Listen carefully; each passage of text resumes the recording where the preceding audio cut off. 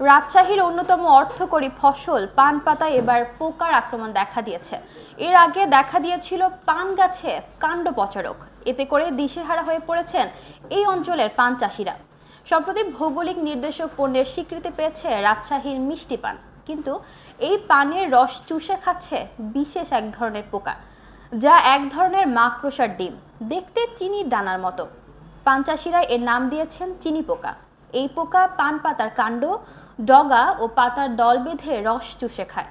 এতে পাতার গায়ে ছোট ছোট বাদামি দাগ দেখা যায়। রাজশাহীর মোহনপুর, দুর্গাপুর, পবা, বাগমারা ও পুঠিয়া ৩ বছর ধরে এই পোকার উপদ্রব বেড়েছে। চাষিরা বারবার চেষ্টা করেও পোকা দমন করতে পারছেন না।